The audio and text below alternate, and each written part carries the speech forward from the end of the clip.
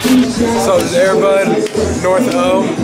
You know, we just waiting, just getting nervous, getting the feels and the vibes ready. Gonna get on stage here at the Bushnell, Oakland. Feeling good. I'm feeling good.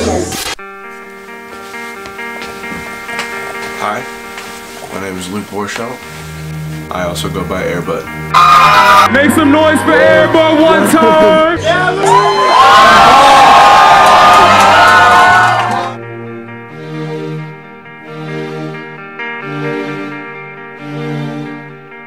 Airbud, timeline. The life of a dog.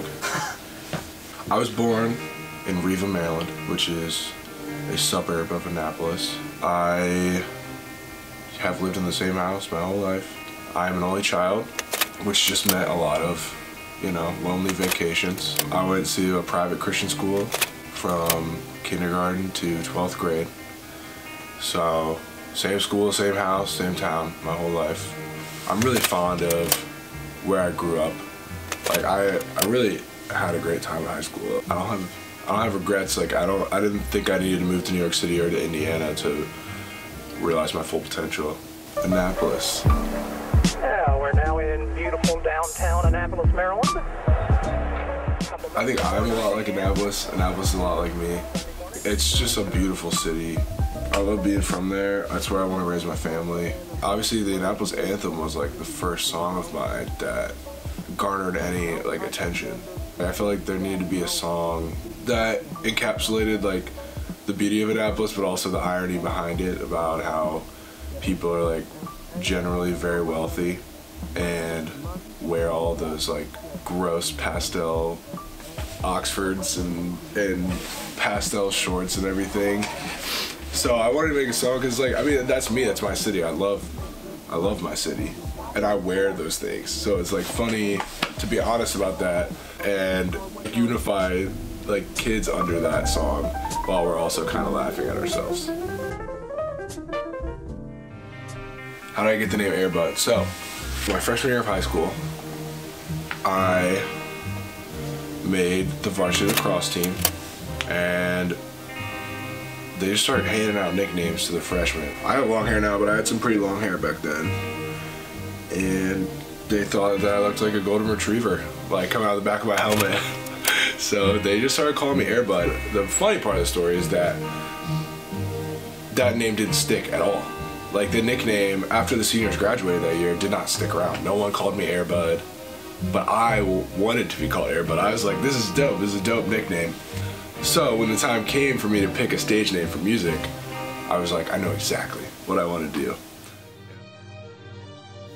My parents would only play Christian music or country music in the house, in the car, and when I got into like middle school, let's say, you start finding other music. I found these artists such as Eminem or Slug from Atmosphere is my favorite MC, Mos Def, Tribe, you know, all these bands that I related to with their honesty. I related to their vulnerability in their music that I wasn't getting in Christian artists. So they're like stuff I would listen to on Christian radio. It just had no depth. It didn't stir me at all. And then I'd listen to these guys who are saying, unfortunately, like nihilistic things. Like, there's no like Christ in their life, and they're like searching for that. But at least they were being vulnerable and honest in their music and talking about their struggles. So I related to that more than I did with Christian music. The reason I started making music was to bridge that gap, to be honest and vulnerable, personal, while also being hopeful and Christocentric, I guess. Like having Christ and like a hope in the music with the same amount of vulnerability and struggle being shared through the lyrics. That is what I hope is the theme in all of my music. I'll never say something that I like haven't done or like don't do. I won't make up stuff. That's what music is all about for me. Like, just being honest with people. So I'm not going to pretend that I'm not an only child and that I didn't go to Christian private school my whole life. That's fine. Like, that was a good thing for me, and I'm okay to talk about that. And then at the same time, I'm okay to talk about my struggles.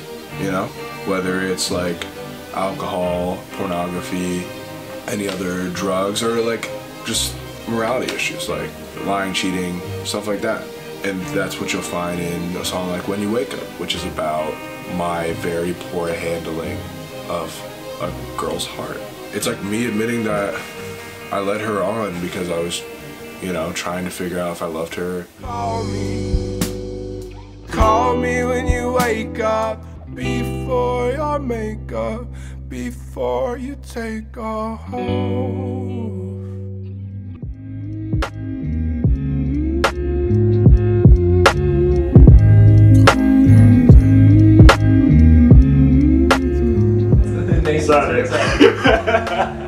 Yo, I'm Ryan Shear. I'm from Annapolis, Maryland.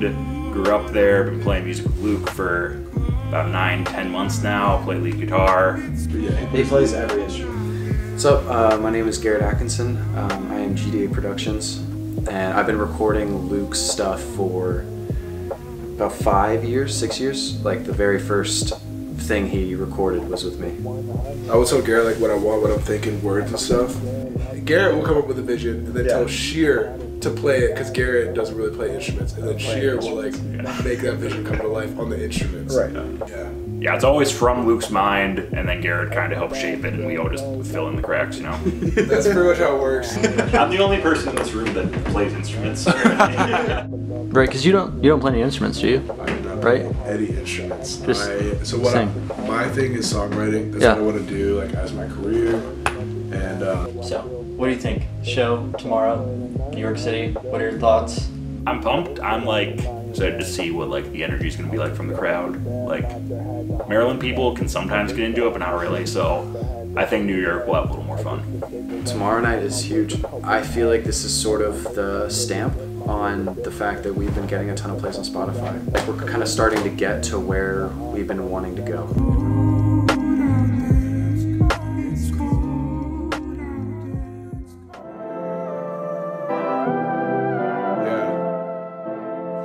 over my dad body. Dad bod, but they say I gotta lose some weight. I don't get it when they always eating up my plate. I see rappers fake birthdays to get some cake, and they say come early, you always late. Since middle school, my friends and I have admired fathers, the way they dress, the way they talk. A good dad doesn't try too hard.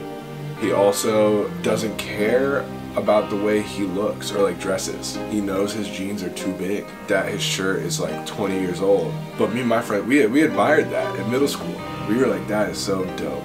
It means that you have like an inner sense of confidence that it's not based on what other people think of you. This is a cornerstone of being a dad, is not caring too much about your body. Just think about your dads. You know, they're not like 400 pounds, but they're also not chiseled, you know, young men anymore. And being a dad is all about that middle where you don't really work out, yet somehow you're still putting your son in a headlock and like can beat him at everything. But that's just from chopping wood and like doing the dishes and picking you up when you're younger. So they don't look it, you know, they got a little extra weight in here, but they're still strong. And I like to live by that principle. Like I put on a little weight the last couple years, but not too much. And I can still, you know, I still got game. That's an important part of being a dad. Your wife is absolutely beautiful. So I love that part of being a dad, which is part of the true of my life. Like my girlfriend is way out of my league, and I have a mullet and some scruff. Dad's got confidence. Yeah, I feel like I have to do a PhD now on this. But there's a lot to being a dad. That's why I wanted to shout out to all the dads in that song. I can't wait to be a dad. I call myself a dad with no kids these days. You don't have to have kids to be a dad. It's cold out there, my God. I keep it 100 like a century. I feed on good love and good energy. I'm not as close to God as I'll ever be, as long as trapper keep on flipping late for 10 G. Jeez, I don't speak flippantly.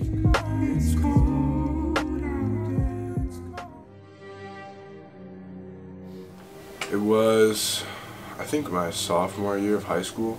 I recorded my first freestyle on my iPhone. I don't know why I felt the confidence to put it out on SoundCloud, but I did. And it got like no listens, which is how it goes. I was in a car accident after my freshman year of college, which was kind of a turning point for me because I flipped my truck coming home from skiing in January. I had 5 guys in the car. Like, we could have died, gotten really injured, like could have killed somebody. After that, I was like, what do you want to do? Do you want to make music? Then you should probably do it 100%.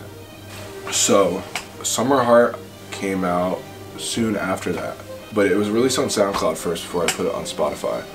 And this girl liked it who had a lot of SoundCloud followers. And all of a sudden, that song went from having, let's say, 400, 500 listens to 3,000 in one day. After Summer Heart got those listens, people started telling me that they liked the song, they liked the way it sounded, but they liked the lyrics and that they felt the song, which was more important to me.